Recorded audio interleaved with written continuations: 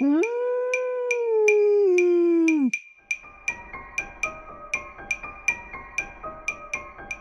Êtes-vous prêt à voyager des frontières de vos peurs aux limites de vos rêves, à rencontrer des mythes et des légendes, des diables et des anges, à vous laisser conduire sur les chemins de l'étrange?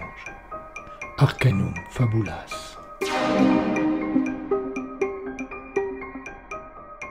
Saison 8.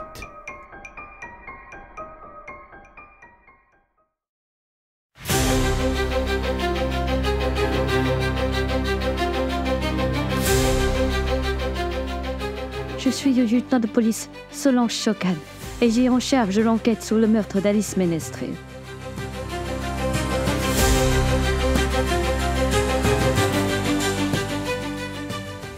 Au départ, tout pouvait sembler simple et limpide. Mais comment résoudre un meurtre qui se répète plusieurs fois?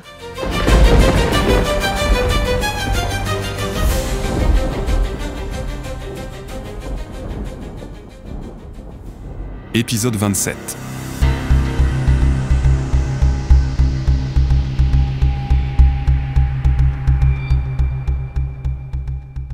Isidore affichait un grand sourire et il dégageait autant de sympathie que de mystère. Si malgré tout le moine restait méfiant, Fred pour sa part était juste intrigué. Ce type étrange au look particulier sortait de nulle part et se trouvait là, sur ce terrain vague, paraissant savoir exactement à qui il avait affaire. Il les avait entendus parler sous le sous-bois? Peut-être. Pour Fred, cela ne suffisait pas à expliquer ni sa présence, ni même le fait qu'il s'impose ainsi. Comme s'il avait lu dans les pensées du légiste, le nouveau venu chercha à le rassurer. « Je suis sans doute une chance pour vous. » dit-il en accentuant encore son sourire. « Une chance pour nous ?»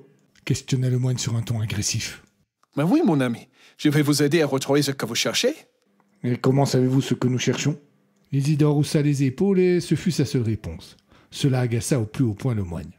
« Éloignez-vous de cette voiture pour commencer, et répondez à ma question. » Voulant sans doute calmer les choses, l'homme obtempéra et s'écarta du véhicule. « Pas de souci, mon ami, je vous l'ai dit, je suis là pour vous aider. » Pas de doute que Étienne allait de nouveau s'énerver après cette nouvelle assertion banale et vide d'explication. Mais Fred lui coupa l'herbe sous le pied.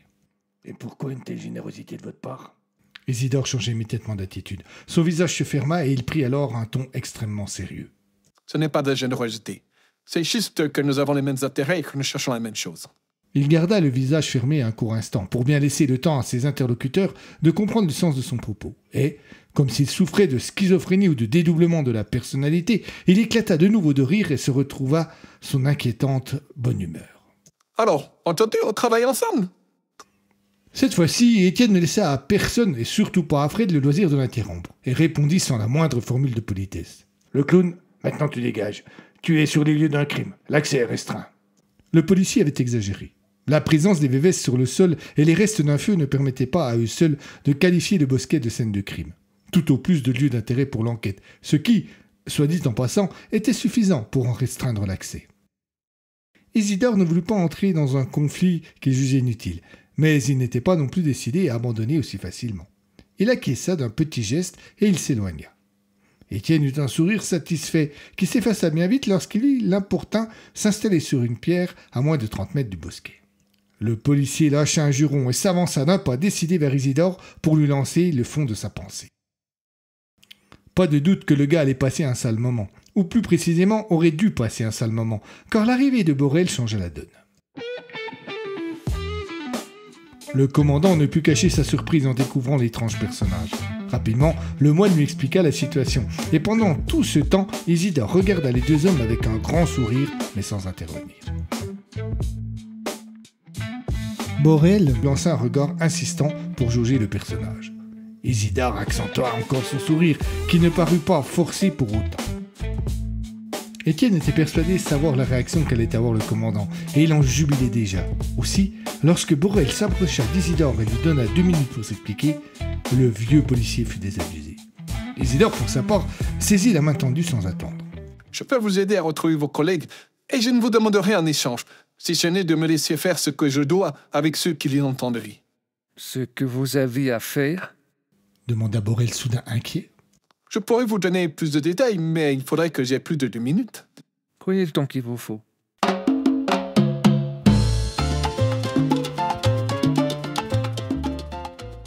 Isidore vivait à Port-au-Prince. Il y était né quelques 50 ans plus tôt dans un quartier au nom qui pourrait faire rêver. La Cité Soleil. En réalité, il est sans aucun doute difficile de trouver un nom de quartier plus galvaudé que celui-ci. Cité Soleil, cela inspire un endroit merveilleux avec de grands bâtiments blancs et de longues plages de sable fin. Il s'agit en fait d'un des quartiers les plus pauvres et les plus dangereux de la capitale haïtienne. Des maisons en tôle ou en briques mal dégrossies le long d'un littoral peu accueillant. De la violence et de la pauvreté, mais également de la musique, de la joie dans les rires des enfants et une furieuse envie de s'en sortir. Isidore aimait son quartier. Il ne s'y sentait pas en danger, au contraire, il adorait la vie qui s'y trouvait et il n'y avait que des amis, dont certains parmi les membres des gangs peu recommandables. D'ailleurs, il avait lui-même failli rejoindre l'une de ces organisations mafieuses et il n'avait dû son salut qu'à un seul homme, Josué Mathurin de Rosier. À l'âge de 14 ans, Isidore avait arrêté l'école. Mais il ne restait pas à la maison. Non, il la quittait au matin et n'y revenait qu'au soir, aux grandes dames de sa mère, à qui il ne voulait jamais dévoiler ce qu'il avait fait dans la journée. Étonnant ? Non, car il aurait dû lui parler de vol et de trafic bien peu flatteur. Un jour pourtant fut différent des autres. Une mauvaise rencontre, un type un peu plus cabochard, un peu plus fou que les autres, et Isidore était rentré avec une large entaille au bras droit. Par chance, la lame de couteau n'avait pas atteint un organe vital. Mais ce fut la preuve pour les parents du jeune homme qu'il était temps de faire quelque chose. Pétris de superstition, ils ne purent trouver qu'une explication au changement si rapide de leur fils. Il était sous l'emprise d'un loa maléfique. Un seul homme donc pouvait l'aider, le prêtre du temple vaudou qu'il fréquentait depuis toujours, le Ougan Josué Mathurin des Rosiers. Le prêtre accueillit le jeune homme comme son fils. Il entreprit de le former et le protégea des influences qu'il avait fréquentées dans le quartier. Il y eut certes quelquefois des tensions, des incidents, des accidents, et Isidore retrouva parfois furtivement l'un ou l'autre de ses démons. Mais globalement, il suivit une trajectoire qui le mena tout droit à devenir lui aussi un Ougan respecté. Josué et Isidore furent un jour sur un pied d'égalité, tous deux prêtres reconnus. Et puis un matin, Josué partit pour la France.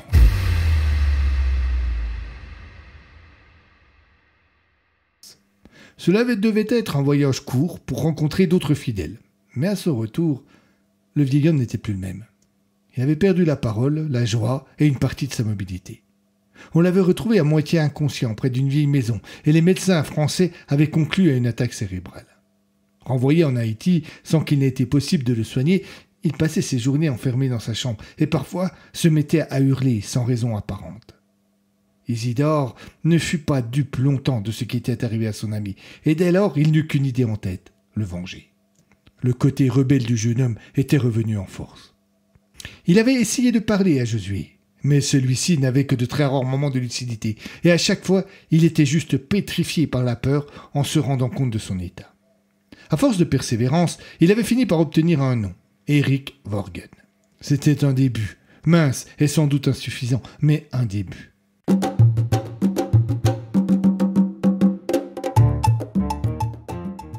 Il avait donc débarqué en France avec 2 ou 3 affaires, ce nom et une adresse sur un morceau de papier. L'adresse n'était pas la bonne et il perdit un temps précieux. Quand enfin il parvint à localiser le jeune homme et qu'il se présenta chez lui, une aimable voisine lui dit qu'il arrivait trop tard, qu'Éric était mort. « Comment » avait-il demandé.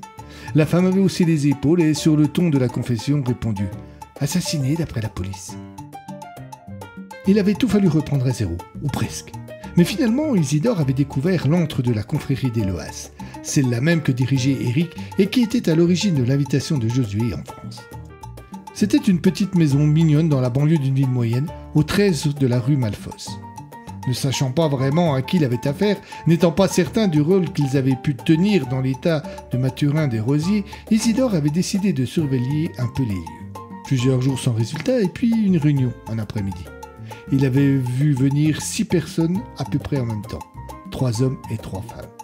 Puis plus tard, un autre couple qui avait été accueilli avec beaucoup de précautions par l'une des femmes arrivées plus tôt.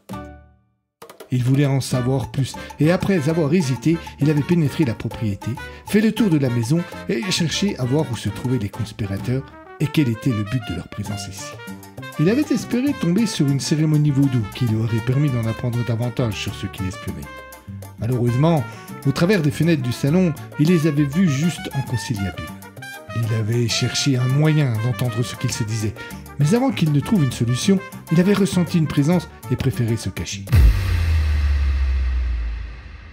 D'un bond, il avait gagné l'arrière d'un petit cabanon qui se trouvait au milieu du jardin, et c'est alors seulement qu'il avait entendu des pas sur les graviers qui longeaient la maison. Avec 1000 précautions, il s'était penché pour voir, et son cœur s'était immédiatement mis à battre à 200. Il savait parfaitement qui était l'homme au visage peint en noir qu'il avait vu en train de se glisser le long du mur de la maison. Un Gédé Cassios, le plus sombre des serviteurs du baron Samedi, maître de la fausse mort, celle qui condamne à la souffrance éternelle. Si Josué avait dû affronter l'un de ces terribles Loas, il était normal qu'il se retrouve dans cet étrange état. Il avait même de la chance que cela ne soit pas pire. Isidore avait dû en appeler à toutes les ressources de son courage pour jeter un autre coup d'œil. Il avait vu alors le nouveau venu pénétrer dans la maison par la fenêtre d'une pièce à côté du salon. 2 solutions se posaient alors à lui. Fuir, sans doute la plus sage, ou s'approcher de la maison pour voir ce qui s'y passait. Il n'eut pas le temps de réfléchir à la meilleure option. Il entendit 2 coups de feu. Il devait savoir. Avec précaution, il s'approcha donc de la fenêtre par laquelle il avait vu Cassios entrer dans la maison. Il était encore à 5 mètres de cette dernière lorsque de nouveaux coups de feu résonnèrent. Cela n'entama pas la détermination d'Isidore qui, bientôt, vint se coller le dos contre le mur. Il prit une grande respiration et jeta un coup d'œil à l'intérieur. Il y vit une femme attachée sur une chaise, la gorge ouverte, et un couple allongé sur le sol. Le Gédé, lui, avait disparu. Il poussa la fenêtre pour entrer à son tour dans la maison, mais une petite odeur âcre vint lui caresser les narines et le mettre en alerte. Il comprit immédiatement ce que le Gédé avait fait, ou plus exactement, il identifia le produit qu'il avait utilisé pour faire perdre conscience au couple qui était allongé sur le sol. S'il entrait dans la pièce, il risquait de subir le même sort. Il eut immédiatement le réflexe de retenir sa respiration et de faire marche arrière. Il regagna la fenêtre du salon pour voir ce qu'il en était des autres protagonistes de cet étrange drame. Le Gédé se tenait debout à l'entrée et toutes les personnes présentes paraissaient terrifiées. Cassios avait sorti une arme et tenait les autres en respect. Isidore comprit que s'il n'intervenait pas, tout cela allait forcément mal finir. Sans la moindre hésitation, le jeune Haïtien retourna vers la fenêtre de la cuisine. Il prit sa respiration et, oubliant ses réticences encore récentes, entra dans la maison. Il quitta le plus vite possible la pièce où il risquait de perdre connaissance et, après avoir pris une demi-seconde pour reprendre son souffle, gagna le salon. Il arriva dans le dos du Gédé, qui n'avait pas bougé et continuait à menacer tout le monde avec son arme. Sans faire le moindre bruit, il s'approcha le plus possible de ce dernier qui parut ressentir sa présence au dernier moment. Trop tard. Isidore appuya son pouce à un endroit précis du cou de son adversaire, et ce dernier s'écroula. Les personnes présentes dans la pièce ne surent pas si elles devaient se réjouir de cette intervention ou s'en inquiéter. Isidore les aida à trancher. « Ne restons pas là », dit-il en leur faisant signe de le suivre. Ils se précipitèrent tous vers l'entrée de la maison, mais au moment précis où l'Haïtien l'ouvrait, il vit 2 camionnettes noires se garer devant le pavillon.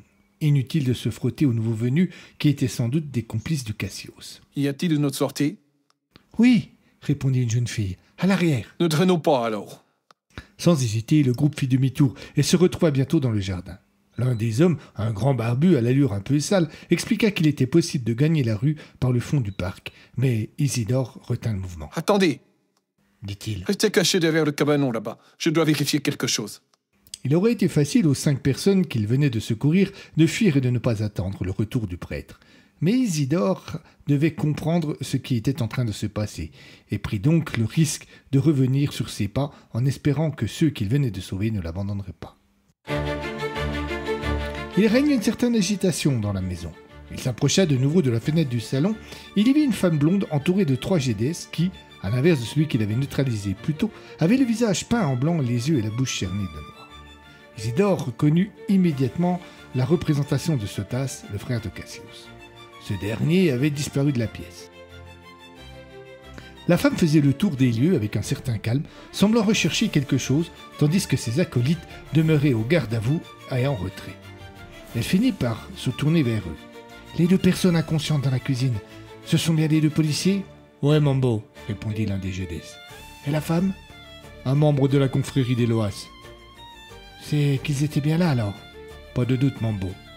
Dommage qu'ils soient parvenus à s'échapper. Nous pouvons fouiller les alentours. Inutile. Laura vous a bien donné le nom de ceux qui avaient répondu présent. Oui, Mambo. Charmante, cette petite étudiante. Elle a tellement peur que nous pouvons lui faire n'importe quoi. Elle s'approcha de la fenêtre ouverte et Isidore eut juste le temps de se reculer pour ne pas être repéré. Elle se pencha à l'extérieur et observa le petit parc sans faire le moindre commentaire.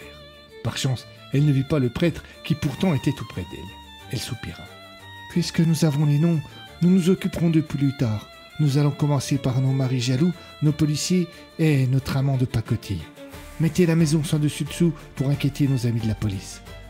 Et pour la femme de l'oriflamme sacrée, on s'en moque. Elle ne représente aucun danger et... » Isidore n'entendit pas la fin du propos de la femme blonde car elle s'était reculée et avait fermé la fenêtre. Il jeta un coup d'œil furtif dans le salon et vit tout ce petit monde renverser les meubles, casser les lampes et s'en donner un cœur joie avant de se diriger vers la sortie. Avec la plus grande discrétion possible, il fit le tour de la maison. Devant cette dernière, dans la rue, étaient toujours stationnées les 2 camionnettes noires. Il vit qu'on y transportait le couple inconscient de la cuisine et que tout le monde embarquait rapidement.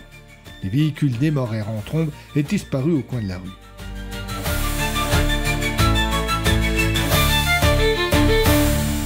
Isidore retourna alors vers les 5 rescapés. Ces derniers n'avaient pas bougé. Le prêtre les regarda avec une certaine suspicion avant de demander « Qui est Laura ?» Une jeune femme leva timidement la main. Isidore s'approcha d'elle et demanda de lui parler en aparté. Mais l'un des hommes présents, un type assez classe avec un costume 3 pièces en tweed, intervint. « Attendez. Avant toute chose, nous voudrions bien savoir qui vous êtes exactement. » Les autres approuvèrent et Isidore se présenta rapidement. Après une courte hésitation, il décida de parler des liens qui l'unissaient à Josué Mathurin de Rosiers. À la simple évocation du nom du Houngan, tous se regardèrent un peu gênés, et Isidore, sans se départir de son sourire habituel, demanda « Je devine que ce nom ne vous est pas inconnu. » « Non, effectivement, reprit l'homme en costume de tweed, et nous pouvons vous donner un certain nombre d'informations sur ce qui s'est passé. » Je vous remercie par avance, mais je dois d'abord parler à Laura. Sans attendre de réponse, le vieil haïtien attrapa la jeune femme par le bras et la tira à l'écart. À voix basse et sur le ton de la confidence, il lui expliqua les raisons de cet aparté. Les personnes qui étaient présentes dans la maison, tout de suite, ne me semblaient pas amicales. Ils paraissaient contrariés de ne pas vous trouver, vous et vos amis. Je ne sais pas. Bafouilla la jeune femme inquiète. Ils ont parlé de vous et des informations que vous leur avez données. Laura se décomposa et par instinct recula d'un pas en cherchant à se défendre maladroitement. Isidore, contre toute attente, la rassura. Je ne dirai rien à personne, soyez tranquille. Mais dites-moi plus sur cette étrange femme. C'est Mambo Suprême, la grande prêtresse de l'ordre. L'ordre? L'homme au costume de tweed vint les interrompre de nouveau. Il n'est pas prudent de rester là plus longtemps. Ne vous faites pas de soucis, lui répondit Isidore. Vos visiteurs ont pillé bagage. Peut-être. Mais avec l'agitation et les coups de feu, il y a fort à parier que la police ne va pas tarder à débarquer. Isidore était un peu contrarié, car il n'en avait pas appris plus sur l'ordre. Mais Laura le rassura en lui affirmant que, dès qu'il serait en lieu sûr, elle et ses amis lui donneraient toutes les explications dont il avait besoin. Lorsqu'en fin d'après-midi, le Houngan prit congé des membres de la confrérie des Loas, il était extrêmement inquiet. Ce qu'il avait appris sur cette mystérieuse organisation qui se faisait appeler l'Ordre le terrifiait. Ses membres, et en particulier sa principale prêtresse, avaient sans la moindre réserve perverti tout ce qui faisait la grandeur et la beauté des croyances vaudou. Il est vrai que pour beaucoup, sa religion relevait plus de la magie, ou pire, de la sorcellerie que d'une spiritualité noble. Mais cette croyance était en fait le résultat d'une méconnaissance des choses. Le vaudou était une rencontre avec le monde des esprits, avec le fonctionnement des choses. Il permettait une communion entre le passé, le présent et le futur, entre le vivant et les morts. Une telle puissance pouvait servir à faire le bien. Elle pouvait également être un redoutable complice du mal. Pour acquérir le plus pervers des pouvoirs, l'ordre avait choisi la seconde voie et en avait appelé au redoutable jet des Cassios et Ciotas. Le premier, au visage peint en blanc, ramenait à la vie dans d'atroces douleurs ceux que le second, au visage peint en noir, avait condamnés à mourir dans de violentes souffrances. Ils étaient très rares parmi les initiés à connaître l'existence de ces deux Loas de second plan que, depuis longtemps, tous les prêtres avaient choisi de bannir de leur rite. L'ordre devait également servir un Loa néfaste de premier plan, mais Isidore ne l'avait pas encore identifié. Tout était clair à présent pour Isidore. Son mentor, Josué, avait été victime de ces monstres et de la fameuse Mambo Suprême. Sans doute avait-il cherché à les combattre, mais il avait perdu. Aucun autre Loa n'avait été de taille pour affronter l'un d'eux. Si Isidore avait toujours la volonté de venger Josué, il se sentait maintenant en plus investi d'une mission des plus importantes. L'ordre était un danger terrible qui menaçait tout le monde, même si peu de personnes en étaient conscientes. Il fallait donc impérativement qu'il l'empêche de nuire. Avec les éléments que lui avait donnés la confrérie, il avait tenté de poursuivre son enquête, mais l'ordre savait cultiver la discrétion et le secret. Il se mit à craindre de ne pas parvenir à retrouver Mambo Suprême et ses sinistres sbires. Heureusement, Laura lui avait dit quelque chose qui se montra décisif.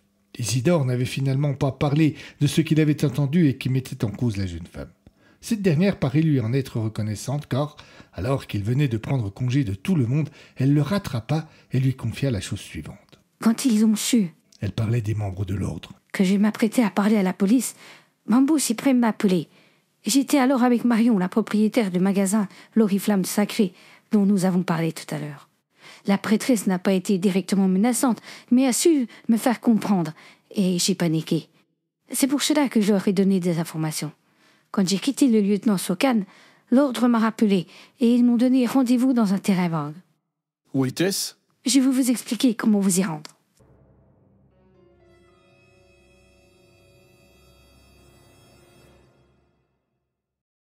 C'est ainsi que je suis arrivé ici. Borel secoua la tête sans prononcer le moindre mot. Le moine fixait le commandant en attendant ses réactions, et c'est Castella qui reprit les choses en main. Vous avez donc assisté à l'enlèvement de nos deux collègues. Il faut que vous nous donniez tous les détails qui vous reviennent. Malheureusement, Répondit l'haïtien. je ne sais rien de plus que ce que je vous ai raconté. Borel se frotta le menton. Il faut nous conduire auprès des membres de la confrérie que vous avez sauvés. Nous devons les interroger. Vous perdrez votre temps. Ils m'ont dit tout ce qu'ils pouvaient me dire et leurs informations ont été précieuses puisqu'elles m'ont conduit jusqu'ici. Il fit un petit signe de la tête en direction du bosquet, et le commandant réalisa alors qu'il n'avait pas encore vu les vévestes décrits par Fred et Étienne et qui avaient motivé sa venue. Simplement, avec les nouveaux éléments apportés par Isidore, ce n'était sans doute plus une priorité. Il se permit donc d'assister de nouveau. Nous devons les voir. Je veux être certain qu'ils ne peuvent rien nous dire d'important. Isidore se redressa. Il fit un pas en direction de Borel et le fixa droit dans les yeux avant de lui adresser une nouvelle fin de non-recevoir. C'est inutile, je vous dis. Mais si vous venez voir les VVS, je vous montrerai comment retrouver vos amis. Et pour cela, je ne poserai qu'une seule condition. Laquelle? Quand nous aurons retrouvé tout ce petit monde, vous me laisserez régler mes comptes avec la grande prêtresse de l'ordre. Borel avait craint cette réponse. Il devait appréhender les membres de l'ordre et les envoyer devant les tribunaux. Pas question de laisser à quelqu'un l'opportunité de se faire justice tout seul. Il dut réfléchir, et réfléchir vite pour apporter une réponse qui ne compromettait pas l'aide de l'haïtien, mais qui ne lui laisserait pas non plus le champ libre. Comme si le prêtre avait lu dans ses pensées, il se crut obligé de préciser. Soyez rassurés, vous pourrez arrêter Mambo Suprême et ses complices, et votre justice pourra faire son travail. Je voudrais juste être certain qu'ils n'auront plus la possibilité de nuire. Vous n'êtes pas très précis dans ce que cela implique. Isidore acquiesça. Il n'était pas précis, c'est vrai, mais comment aurait-il pu expliquer certaines choses à des policiers sans au mieux passer pour un doudingue un peu farfelu, au pire pour un dangereux psychopathe? Il se contenta de réaffirmer que la police aurait tout loisir de faire son travail et d'appréhender les auteurs de l'enlèvement de Sokan et de Simon et du meurtre d'Éric. Le commandant réalisa qu'il devait se contenter de cela. Le temps pressait et il ne voulait pas faire courir plus de risques à Solange et Isaac. Très bien. Montrez-nous. Le petit groupe regagna le bosquet et Isidore se livra à un rituel qui laissa ses trois spectateurs sans voix.